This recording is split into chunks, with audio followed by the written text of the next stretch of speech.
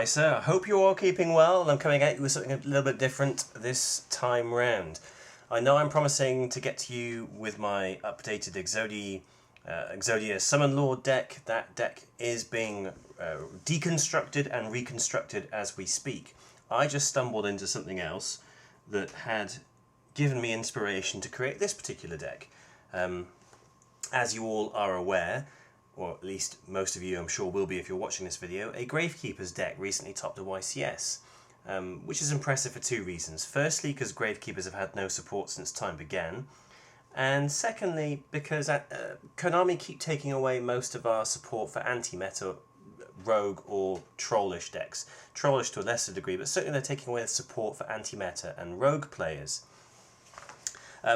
So hitting us with banning Chicken Game and taking away two of the three upstarts that we had is minimising the consistency of our decks. And with anti-meta decks, we rely primarily on back row because the effect monsters themselves aren't as inherently strong as many of the monsters in today's meta that can just explode into...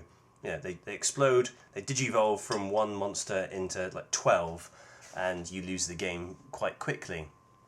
So, what was impressive about that deck was he took several floodgates, a few staples, and sort of threw it in, well, not staples, but a few negation stun cards, if you will, and threw them together with Gravekeepers.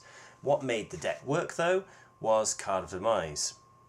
Now, I've already seen the hate starting for Card of Demise, and I can honestly say I think Konami will probably end up limiting, if not banning this come the next format. The reason why I said it is not because the Gravekeepers came top 16. They won't give two shits about that. What they're being worried about is that Cleese are starting to make the most of it, because Cleese, obviously, like to set cards on the field in terms of the pendulum scale, but also they run things like loser turn, skill drain, etc., etc. They do run. They're one of the few meta decks that do run quite a bit of back row support. So what they're finding is that they're able to set most of their hand on the field, activate Card of Demise, and benefit the most from it. And so at the moment, Cleese with Demise support is seeing a little bit of gameplay in most of in most of the virtual world and the real world. So if that trend continues and Cleese continue to dominate, I can imagine that we're going to end up having Card of Demise banned at some point soon. In the meantime, let's make the most of the fact that we have a card that is giving us... Sorry, I've been recording this for a few times and this bloody Dueling Network keep freezes on me, so I'm trying to keep this active. So let's make the most of Card Demise whilst we have the opportunity, and let me get into this deck before I time out and it looks really embarrassing. Quickly, a quick overview of this deck is to use my favourite little Shaddoll engine, which I still think is great for deck thinning. I know there are probably better archetypes and cards out there, but personally I quite like Shaddolls. I never actually played Shaddolls the way they were meant to be played. I've always played them as this splash into a draw-based deck, primarily to get Exodia or to set up the Jackpot 7, the Dark Scorpion Burglar win condition of my other deck. So using that as the template, I've created this, and what it is, it's a semi-lock deck. The lock is not as airtight as it is for the Exodia Summon Lord deck, but what it does is it stuns the opponent and puts them on the back foot.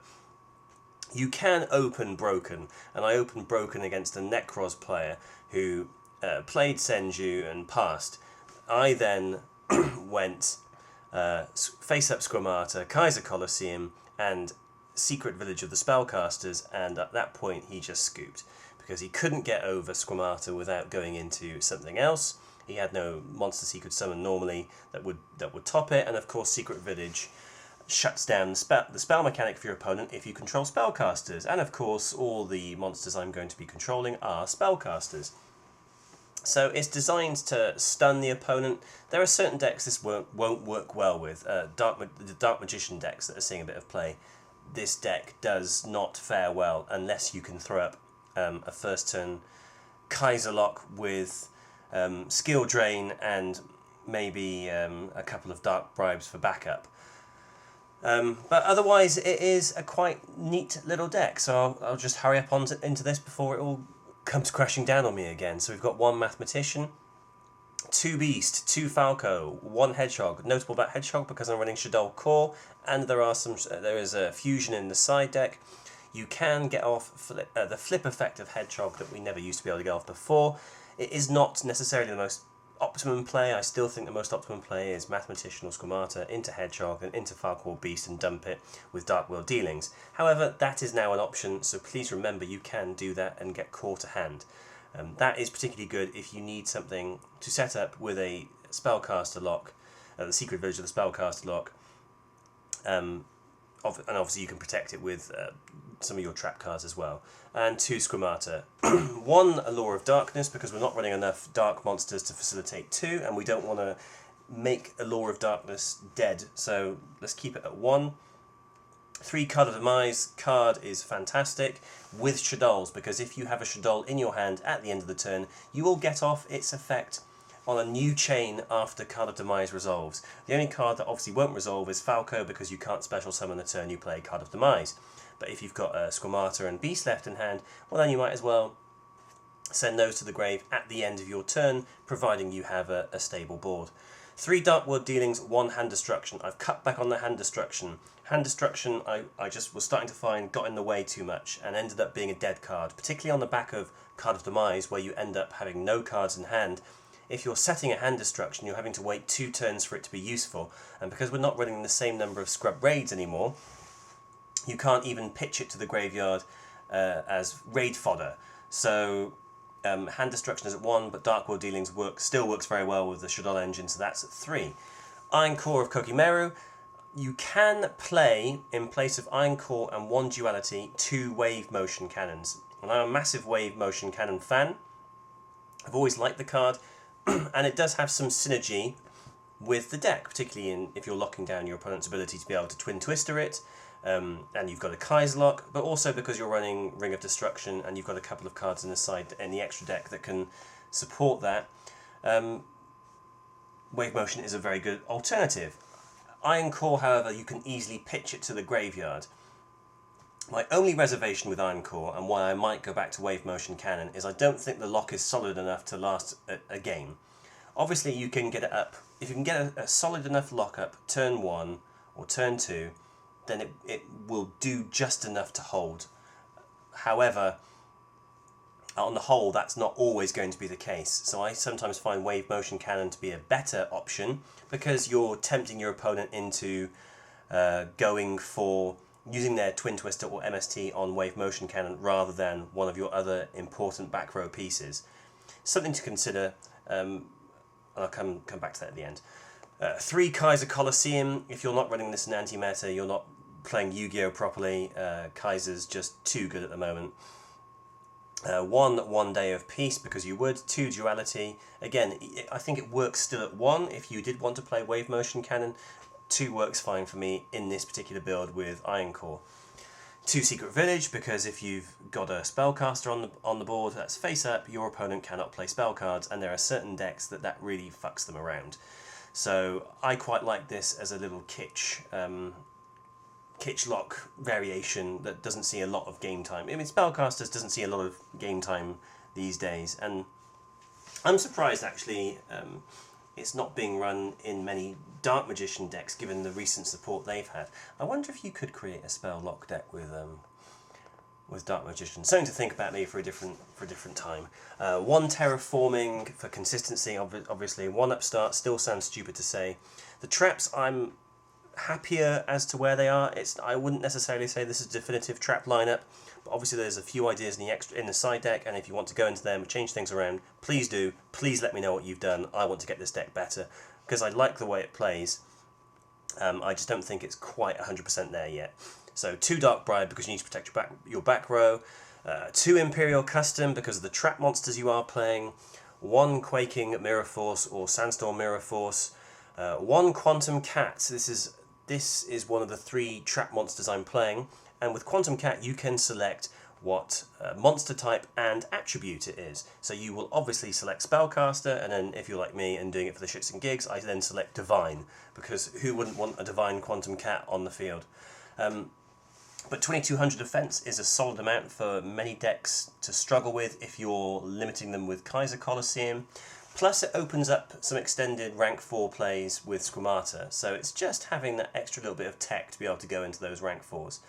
Ring of Destruction, because it's a great stun card to have, and if you're playing a wave motion version of this deck, does work very well with it because you're just whittling down your opponent's life points. 1 Scrub Raid, have tried 2, doesn't work. Playing 1 will probably take it out at some point soon, but it's there for the time being as stall, but I'm sure I'd probably be better served playing another Mirror Force card there in its place. But again, let me know what you think. 2 Shaddoll Core, great because you've got the extra utility with Hedgehog. If you're including Fusion and Winder from the side deck, you have utility if it's sent to the graveyard, and it opens up some rank 9 plays, although rank 9s may well be the worst rank in all of Yu-Gi-Oh! I just don't know how rank 9s, which, alright, you can get into it easily with Shaddoll Core, but rank 9s seem a bit of a difficult rank to go into, why the rank 7s and rank 8s are just so OP, and yet the rank 9s are utter garbage. But that's just a minor complaint. 1 Skill Drain because it's your 4th Kaiser, and 2 Solemn Strike because we need to stop people from doing things. The side deck: 1 Shaddoll Fusion, 2 Wave Motion Cannon, 1 Blazing Mirror Force, 1 Bottomless, 1 Dark Bribe, 2 Loser Turn, 1 Scrubbed Raid, 1 Solemn Strike, that's the third one, 1 Solemn Warning, 1 Storming Mirror Force, 1 Torrential Tribute, 1 Vanity's Emptiness.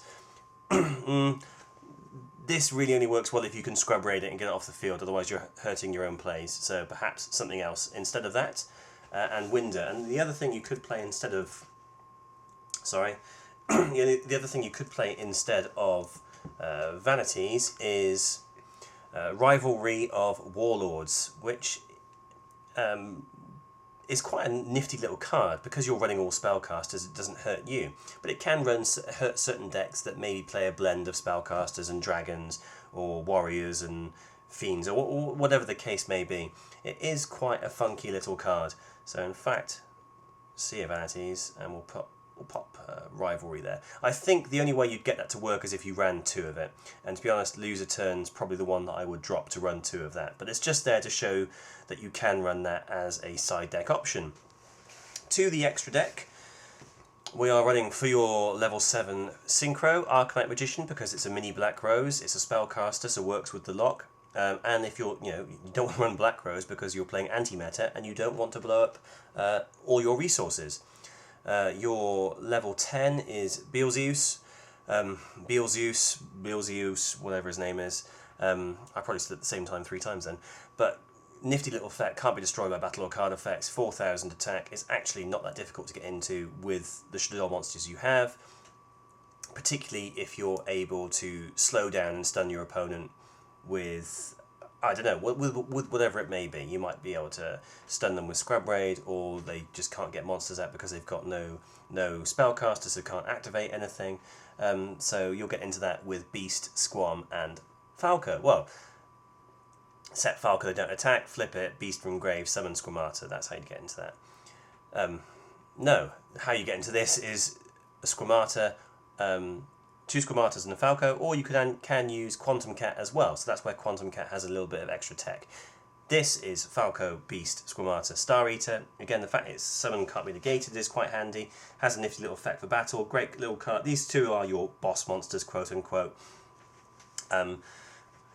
So if you need to needle away at your opponent, these 2 cards are ideal. 1 Tempest Magician for your level 6, and your level 9 is Trish. Into the Xyz, you've got Castell, Downed Magician, Honorarch, Utopia, Heartland Draco. This is what I mean about rank 9s. They are terrible, but these 2 I'm including in this are the better ones. So you've got number 9, Dyson Sphere. You're running Utopia the Lightning to put on that Utopia. You've also got Perform Mage Trapeze. It's got a nifty little first effect. You don't need its second effect because obviously we're not running Perform Mages, but it's a spellcaster. So sometimes it's handy to go into a rank 4 or a synchro play where it is a spellcaster which still allows you to get off your magic cards. And we're also playing Phantom Fortress on the rank 9s, and then Shining Elf just for that quirky little occasion where you might have 2 Falcos on board and both of them are face up. Again, not an ideal situation to find yourself in, but you never know, sometimes it happens. So there we go. that is my anti-meta Shaddoll deck.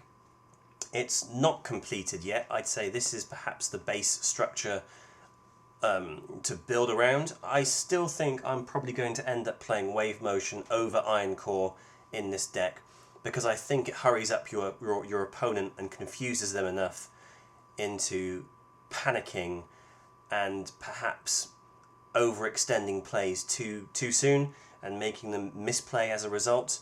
So I probably will take out Iron Core for one Wave Motion Cannon, and maybe even something like Potter Duality or Scrub Raid to play the second one. But it's there to play around with. I think it's a solid little base. If you would make any changes, please let me know in the comments below, and I will hopefully, all things considered, have that Exodia Summon Lord lock deck back up and running within the next week or so. See you in the next video. Many thanks.